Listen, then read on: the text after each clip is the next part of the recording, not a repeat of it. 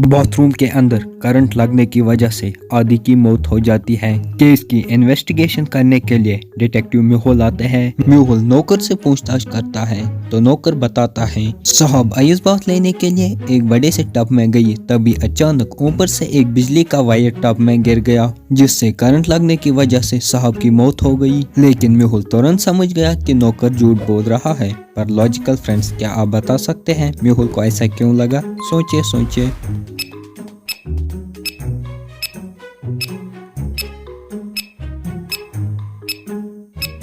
Water bad conductor of electricity होता है, लेकिन प्योर वाटर, लेकिन अगर उसमें गंदगी हो तो उसमें पार्टिकल्स की मूवमेंट होता है जिससे वो गुड कंडक्टर बन जाता है। लेकिन कोल्ड वाटर में पार्टिकल्स की मूवमेंट मिनिमल हो जाती है जिससे वो बैड कंडक्टर ऑफ इलेक्ट्रिसिटी बनता है। तो फिर आदि को आइस टब में करंट कैसे लगा? मेहुल ये समझ जाता है और नौकर को पकड़ लेता है।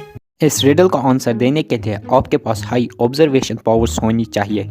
तो लॉजिकल फ्रेंड्स, आपको बताना है कि इन तीनों में इस बच्चे का फादर कौन है। अच्छे से देखिए और मुझे आपका आंसर कमेंट करके बताइए।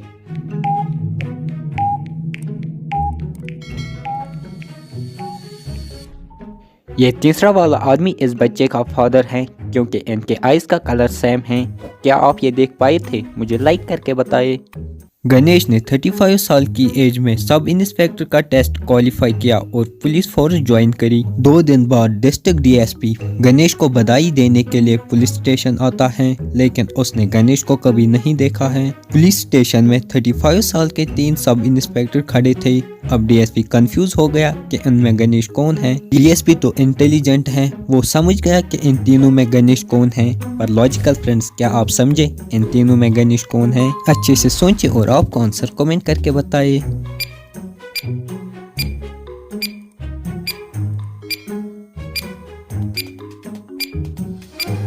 पुलिस फोर्स ज्वाइन करने से पहले फिटनेस टेस्ट देना पड़ता है और गणेश ने 2 दिन पहले ही पुलिस फोर्स ज्वाइन की, मतलब वो फिट होगा। और इन 3 आदमियों में से ये दूसरा वाला आदमी फिट दिख रहा है, मतलब यही गणेश है, बल्कि बाकी 2 के तो पेट निकले हुए हैं। एक वेम्पायर गुफा के अंदर फंस गया। गुफा से बाहर निकलने के लिए उसके पास 3 रास्ते हैं। पहले दरवाजे के पीछे मोशन सेंसर्स लगे हुए हैं। अगर वेम्पायर वहां से निकला तो मोशन सेंसर्स ट्रिगर होने की वजह से वहां पर आग लग जाएगी।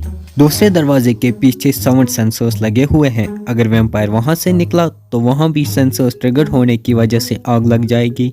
तीसरे दरवाजे के पीछे टेम्परेचर सेंसर लगे हुए हैं, वहां भी सेंसर ट्रिगर होने की वजह से आग लग जाएगी।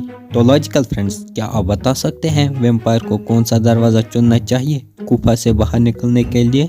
अच्छे से सोचिए और मुझे आपको आंसर कमेंट करके बताइए। देखते हैं कौन इस रिडल का आंसर दे पाता है।